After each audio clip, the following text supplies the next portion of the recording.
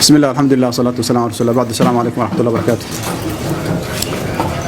بعد صحافة وما تسنتهين وكعذر دارنا إن ليدين داهية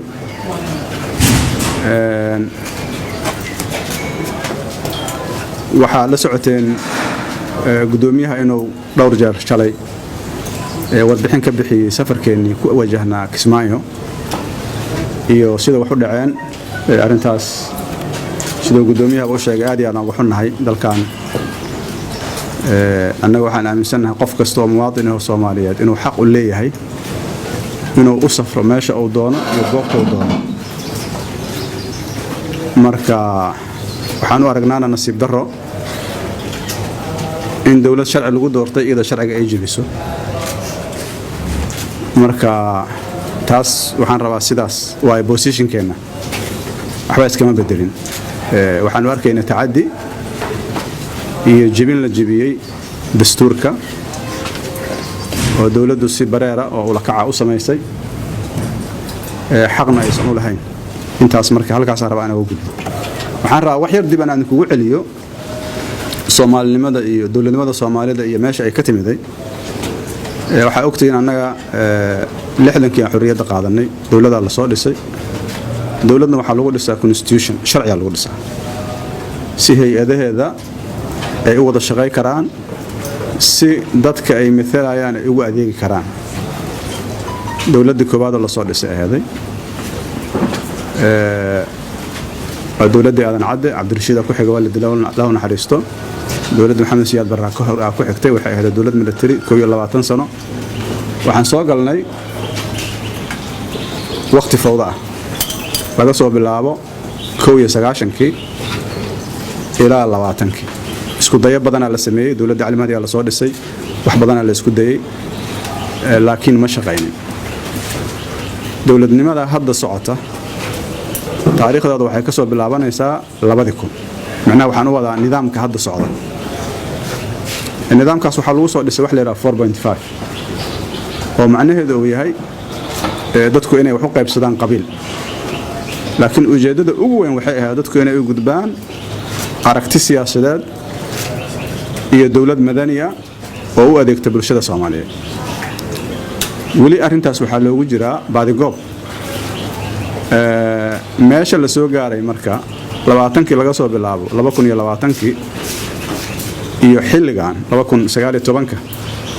yani inta madaxweyne ay soo bedeshay iyo inta process la soo maray aad u ogtiin ilaa ku mahadsan taariikhdaas qayban ka ahay aniga iyo dad badan oo kamida ujeedada ugu weyn waxa la saaray dadka Soomaalida helaano nidaam iyagu ay doorteen dawladda iyagu ay leeyihiin oo u adeegta iyaga waxa la socotiin waxa la sameeyay tanaasulaad fara badan waxa loo sameeyay waxay ahayd danaha ummadda Soomaaliyeed in la xaqiijiyo in qof walba Soomaali oo dareemi karo sharafta dawladnimadiisa ku sharfanaado ama mas'uul ahaado ama qof caadi ah ahaado waxaa la xaqiijiyay waxna waa dhiman yihiin marxaladda hadda la joogo waa marxalad aan rabno dalku inuu aado axzaab siyaasadeed laga gudbo 4.5 dadku ay ahaadaan dad afkaar siyaasadeed ku midoobay yani isugu xireen deegaan iyo qabiil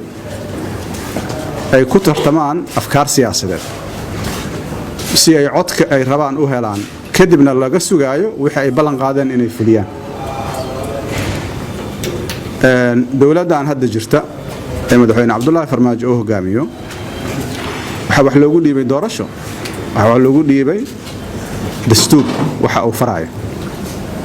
madaxweyne Xasan Sheekh ka horeeyay asagoo awoodi haysta oo ciidamada xukuma oo imkaaniyaadkii oo dhan haysta waxa ogolaaday inuu yiraahdo waa la iga guuleystay waxaan u tanaasulay codka baarlamaanka taas maxaa baysu dastuurka waxa uu nafarayaa 4 sanaba in la helo oo la qaban qaabiyo doorasho cidii ku guuleystay xilka lagu wareejiyo lana shaqeeyo la caawiyo inta karaana madaxweyne Xasan Sheekh waxa ka horeysay dawladdeedii oo runtii nasiib u yeelatay inay dhowr iyo 40 sano kadib doorasho halkan ku qabato sidoo kale أنا أودي كرأينا عن طريق بدن مرة ولا يقول يستي مدحين حس شغان كوريجي واي وحصلنا دعاية شيء مهم كتاسوا هدي مدحين فرماجة ومدحين ماذا جعلي هاي حس شغوا جعلي هاي أنا جوا جعل هاي وكلوا جعليهن لكن جدد وحواي إلا إلى شرعي دستورك هذا ماشاس حوغا يرى كيف تنقليه أنا وحنا هاي ننجب هذا أو وذا أو حال كيسة أو كتير مركا ولا يقفلنا أنا حكم كله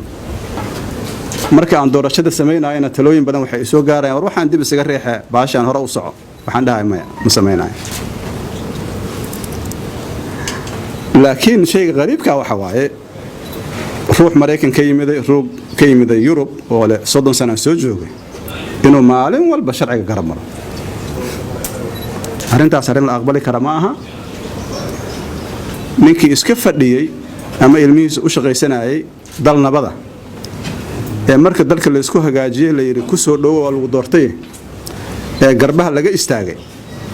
ما أنت لقى ما أقبلها إنه هذا قرانك كمان بحكرت وحن ربع ورك يجنوا عداله أنا قرانك ولا يجرب بكرة لا كله على شيء لا يجرب بكرة على يجرب شرعي شرعي يقول لنا كسماء هذا شرعي يقول لنا بطلان هذا شرعي يقول لنا هذا ملكست أو صوماليا وحرب عن صعده قرابة سلنا عن صعده سياسة عن صعده إسلام أري الرعيس هدي وعدو يترأي ما نكون علينا وتيكر رواني وحرب حقوق ذا صف كستو صوماليا ولا هاكر دولة أفر إلى 20 ساعة ولا صور ضعفي وحن كسو جيني إن كجرابان خلط كذا محيا خلط كأني قال لي قال وخلط قف كستو مواطن صومالي لا قال waxaan aad iyo aad uga xumahay cambaareyna go'aanka saaka la soo saaray oo reer Jubbaland lagu cunqabatay waa dad Soomaaliyeed xaqay u leeyihiin inay xilligoona doonaan safraan xilligay doonaan ay ka safraan Muqdisho xilligay doonaan ay u soo safraan mataqaana Muqdisho yimaadaan loo tago marka waxaan leenahay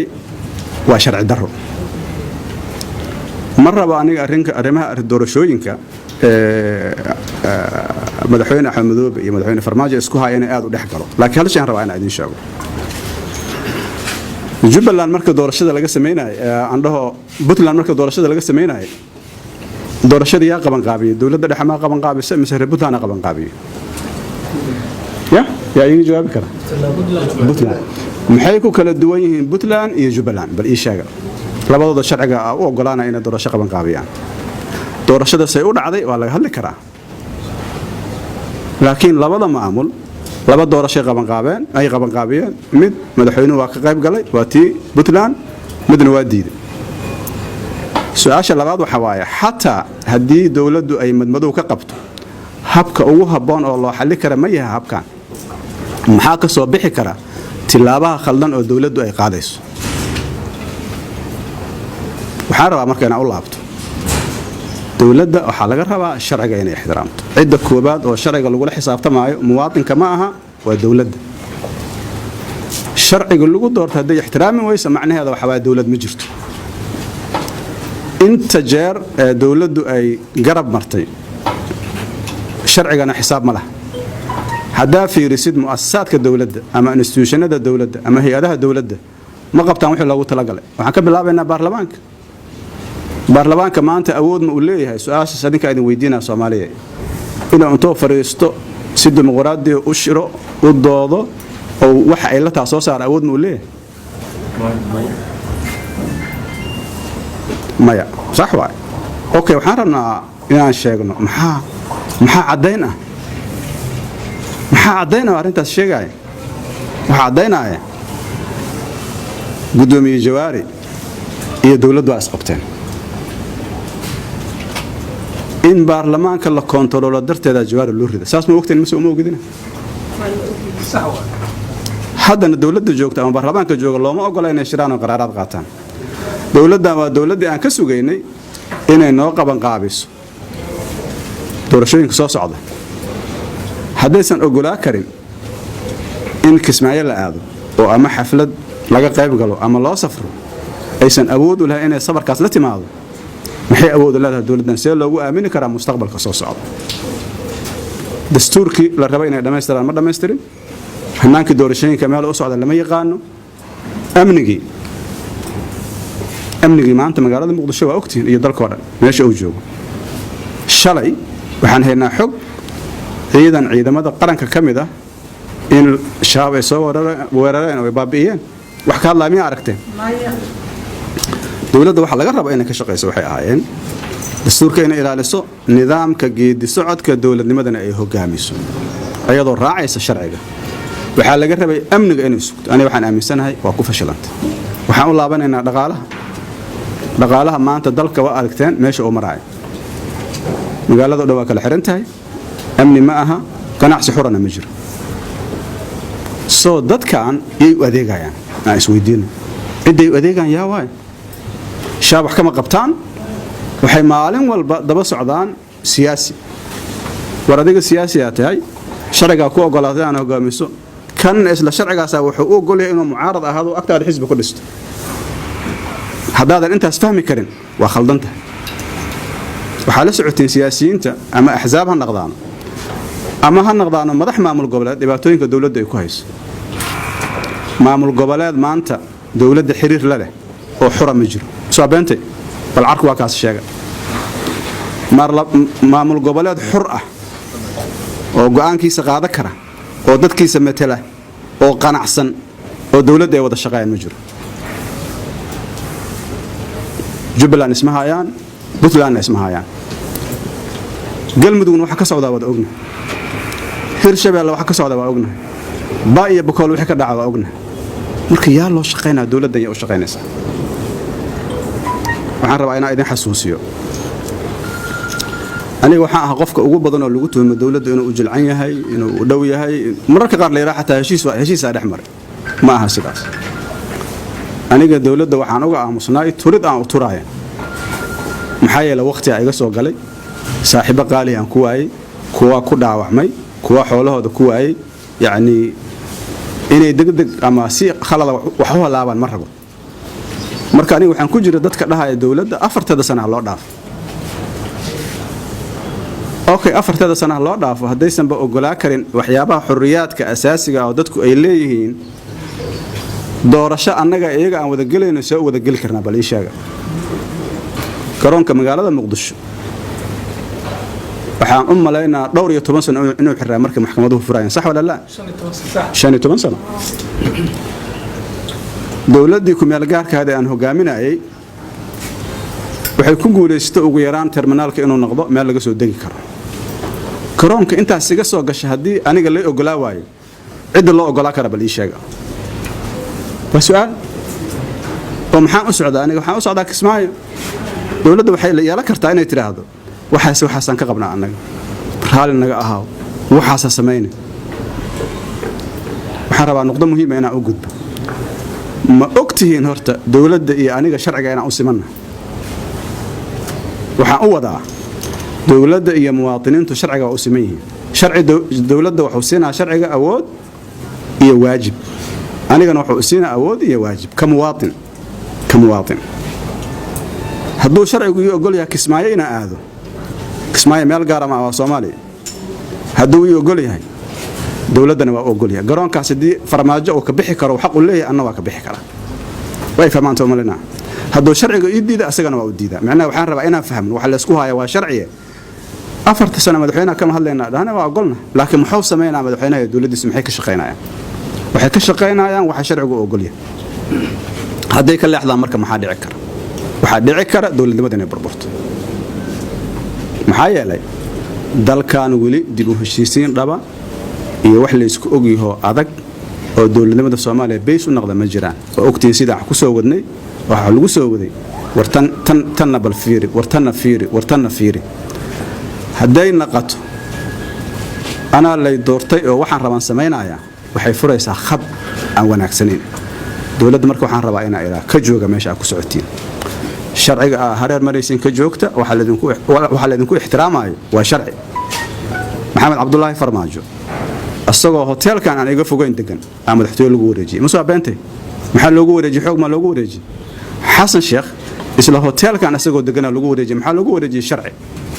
sharcigii qofkii lagu doortay hadduu ixtiraami waad ixtiraamayso horta ma la arkaa danna Soomaaliya ugu ma jirto hadday marka dawladdu waajibkeeda garaweysay ka gaabis hadday sharciga burburisay waxaan rabaa dadka Soomaaliyeed iyo dalkan ummado badan dhaqaale ku baxshay inaan la hadlo annaga waxaan u dagaalamaynay oo u tanaasulaynay waxay hada dawladnimada Soomaaliyeed noo muuqato maanta waxaan rabaa inaan ugu yeero dadka Soomaaliyeed iyo beesha caalamka waxaa loo baahan yahay in laga wada hadlo dalkan meesha u socdo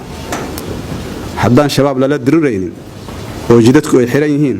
oo aan la ganacsan karin oo qof xura oo san jirin waxa dhala kara baa gar karti annaga ma rabno intaan iska aamusno markay waxa laaban inaan indhaha taagno dawladnimadaana waxay ku socotaa meel khaldan dadka Soomaaliyeed waxa laga maarmaan inay intay isu yimaadaan tala yeeshaan ani waxa igu dhaca basiid waa waxaan ka tagi karo wax ka weyn ahlaysa waxaan arkaa dawladnimada Soomaaliya dhumaysan arkaa aniga si aysan taas u dhicin dadka Soomaaliyeed ee wax garadka ay ugu horeeyaan axsaabta siyaasiga maamul goboleedyada aqoon-yahanada culamaa u diinka dhalinyarada haweenka abwaanada cid walba oo wax galaho Soomaaliyeed aniga waxaan qabaa loo istaago qaranka sida loo badbaadi lahaa maxaa yeelay sharci daradan say u socoto waxaan la maleysanaynaa dhici kara dadkaanu kulligooda baasaboor haystaan waa baxayaan meeshii rabaanay aadayaan caruurtooda aadayaan dadka aan meel ay aadaan lahayn waa dadkan iyo dadka lamid ah waana dadkii loo soo shaqeeyay oo loo taagnaa danahooda in la fuliyo marka aad iyo aad u mahadsantihiin waxa umaleynaa warkaygu aad inuu cad yahay wax kalena ma aha waxaan rabaa inay warkayga cadaado dawladdu waxay ku socotaa hanaan khaldan oo keenaya dawladdu inay burburto kama aqbali karno maxamed cabdullaahi farmaajo soo boorsidiisa wato suudkiisa wata ana magacaabo soo dalkan wax ka galay oo resource ma jiraan asaga mustafiid ah asaga ka faa'iideysta xasan cali khayr waa sidoo kale annaga dalka waxba naga galay mana ogo inuu burburo dariiqa uu ku socdo waa khaldan tahay waxaan leenahay stop meesha joogto ma dhaafi kartid Soomaalina isu timaado mahadsantiin. Assalaamu alaykum.